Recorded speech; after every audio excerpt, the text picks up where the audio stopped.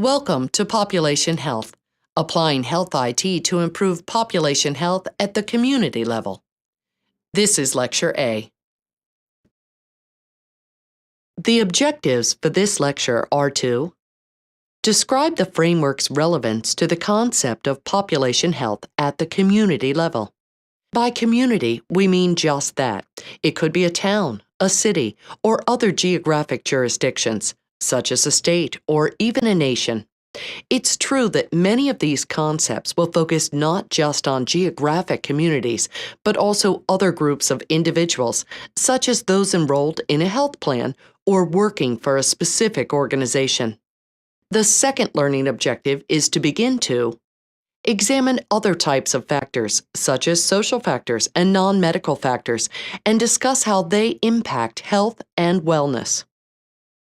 Very often, in this component and others that focus on health information technology, we tend to focus on the medical aspects, the biological aspects, which are very important.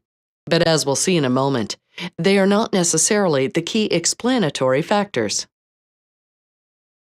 There are many determinants of health.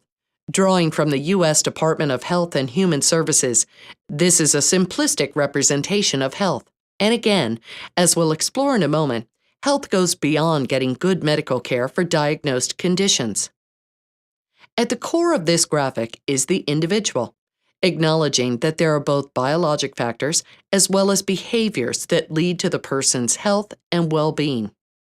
To the left of the individual is the physical environment where a person lives.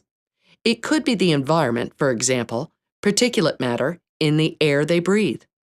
It can also be factors that relate to how easy it is to get exercise.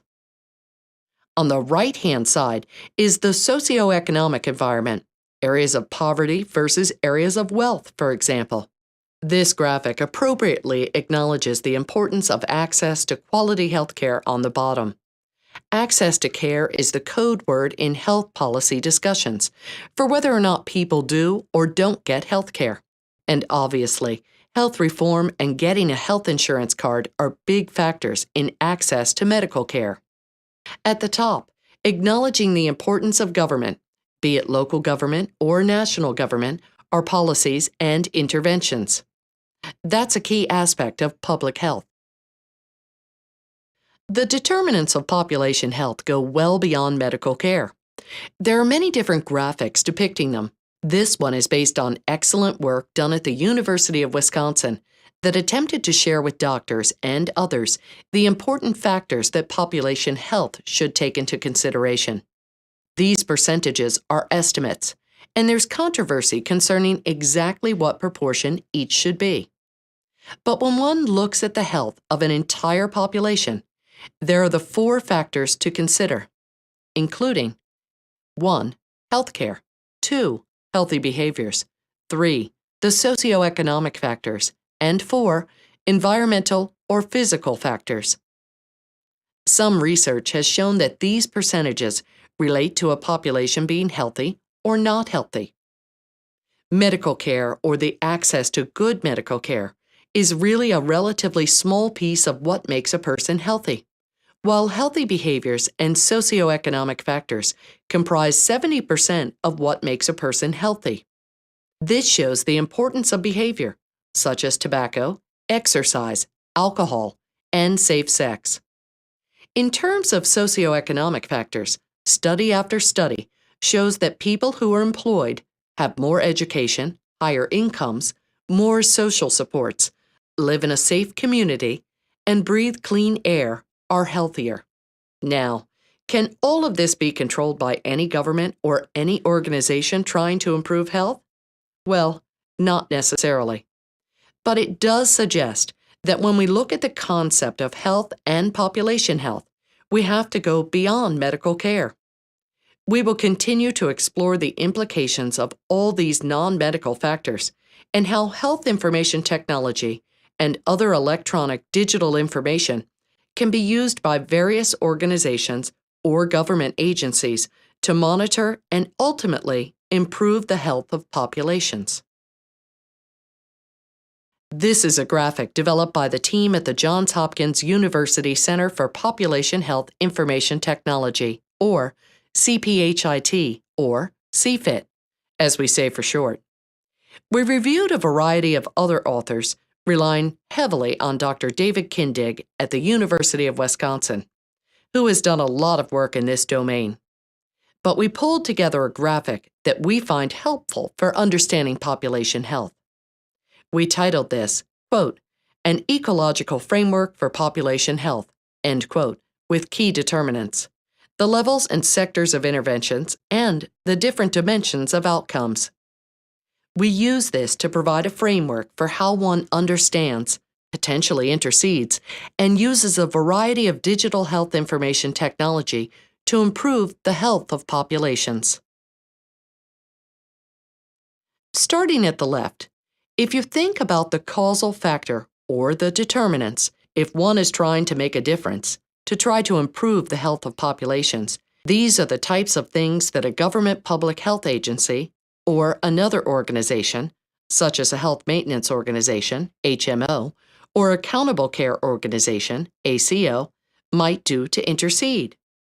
Obviously, we tend to focus on healthcare, doctors, nurses, public health, medical interventions. But we need to remember that for the population truly to achieve outcomes of health and wellness, we have to focus on behaviors, again, not just for those patients who come into the office, but for the entire community. One needs to be very concerned about the socioeconomic factors. And yes, it's challenging for a public health agency, and certainly for a medical care organization, to impact socioeconomics, but they're key factors, and if we can intercede, that's great. And if not, we need to at least understand. A job is very important to a person's health. I think we can all appreciate that.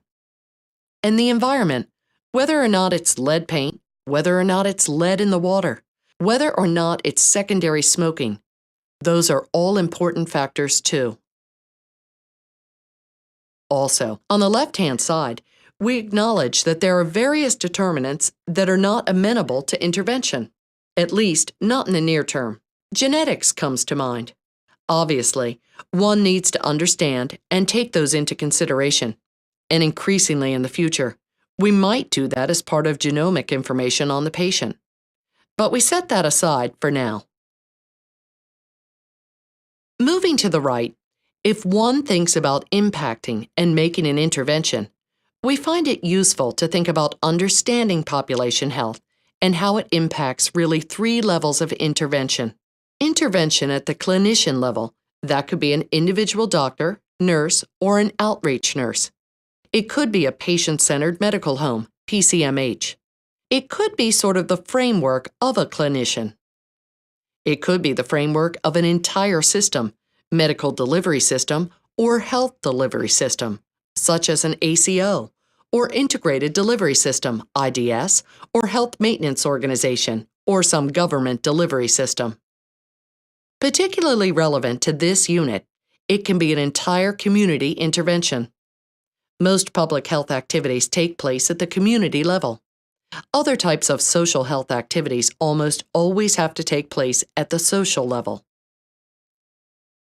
The right side of this graphic reminds us that when one talks about health and well-being, one is not only talking about the mortality and morbidity. Yes, we want to live a long and healthy life, and that tends to be the focus of medical care, but also there's function, functional status. One can be not so healthy and function well, or one can be quite healthy and function poorly. Again, these are outcomes and different ways that we must increasingly understand how we impact a person's overall health and wellness, not simply understanding their diagnosis code or how long they'll live. Clearly, part of health and wellness is the emotional and psychological aspect. One can be medically healthy but unhealthy from an emotional, psychological perspective, and vice versa. And one cannot have good health and wellness if one is not safe physically and, for example, does not have housing and food, etc. This graphic takes the previous one a step further by providing a unified framework that talks about disease management. Some people call it chronic care population management, but it also talks about broader community population health and prevention. It tries to combine perspectives. Again, the 3 levels of intervention discussed at the clinical level, delivery system level, and community level. This graphic provides sort of a framework for understanding, from the clinical perspective, stages of the disease. It shows the levels of population health interventions, the ones just expressed before. It describes the care management process, and it talks about the prevention continuum. So, if an individual is potentially at risk for a disease or some health condition, let's just take the example diabetes or hypertension. Some people do not yet have the disease, but they're at higher risk than others. That could be genetic, in which case we need to know about it. It could be environmental, not getting exercise, or what they eat, or stress. It could be a variety of other factors. The goal is using public health approaches, community health approaches, to intervene and identify people who are at higher risks. So, for example, let's say a person has diabetes or hypertension. They'll have early signs and symptoms. Their blood pressure is slightly elevated, or their blood sugar is slightly elevated, and then they're diagnosed as having a disease. Clearly, the classic prevention suggests that you want to try to avoid that. The population medical case management risk pyramid that comes to play later in the process is often called care management or disease management. One of its key goals is to avoid negative medical outcomes. This is a common sort of clinical public health or clinical care management framework. On the bottom, we have added the perspective that is often taken. On the left is population risk assessment or mitigation. That is, trying to look at the entire population or a community or other denominator, assess risk, and intervene. You may have heard the term primary or secondary prevention. These are terms often used in public health and preventive medicine. Primary or secondary prevention would be preventing a disease from happening or, once it happens, trying to keep it from going to advanced stages. That would be secondary prevention. And once it's too late to prevent the disease, we're moving more into clinical medicine. At the top, we provide the overview, from left to right, although arguably it isn't always from left to right, of things that are best handled at the community intervention, things that are best handled at the clinical intervention, and things that may be best handled at the delivery system intervention. As acknowledged here, all of those interventions can really happen at all levels. This is a graphic that provides a paradigm for the differences between clinical informatics and public health informatics, and the focus of this component, population health informatics. Clinical informatics can be considered the application of health information technology and other big data sources primarily in support of the clinician, be it doctor or a nurse, for the care delivery process. Public health informatics focuses primarily on the application of health IT in support of government programs that are targeted at geographic jurisdictions. The growing new field of population health informatics cuts across both the community and healthcare system to focus on populations of individuals and providers who may or may not be defined based on geography. This slide presents a very interesting graphic developed by the Canadian Public Health Association that tries to provide an integrating paradigm for linking medical care and public health at the community level. It touches on many of the same themes we have shared in previous paradigms, but I find it particularly useful, and perhaps it will be useful to you. The core of the graphic represents the integration of clinical medicine, particularly primary care. That is, entry-level medicine provided by general practitioners, nurse practitioners, or general internal medicine or pediatricians. Chronic disease management, what is now frequently called population chronic care management, and population-based prevention at the public health level, or we would say possibly at other denominator levels. And for all of those to be pulled together, that would be considered integrated care. Following the public health approach, they remind us at the top that it's important to have common goals and values for the system. It's important to make sure there's a public health capacity and an infrastructure. Similarly, around the circle, one must have a community capacity infrastructure and primary care medical infrastructure. These are things that have to be done collaboratively, both between government and the private sector.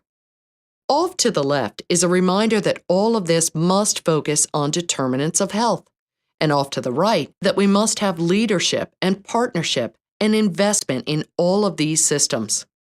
When one talks about developing a system of population health or community health, one must not only talk about the intervention itself, but also whether or not it works and learning from that. That's science. That's evidence. These are the basic premises of the learning health system, or as we might say here, a learning population healthcare system. The domain of population health informatics, population health information technology, HIT, really is a composite of various, sometimes independent disciplines. This would include classic public health, government public health, IT systems, and systems of integrated delivery systems, IDSs, such as health maintenance organizations, or ACOs. This concludes Lecture A of Population Health, applying health IT to improve population health at the community level. In summary, in this lecture, you have learned that there are many determinants of health, including biological factors, the physical environment, socioeconomic environment, and human behavior. About the Johns Hopkins University Center for Population Health Information Technologies, CPHIT, quote, Ecological Framework for Population Health, end quote, with key determinants, the levels and sectors of interventions, and the different dimensions of outcomes. About a unified framework concerning disease management or chronic care population management. That there is a paradigm for the differences between clinical informatics and public health informatics and population health informatics. About efforts to link medical care and public health at the community level.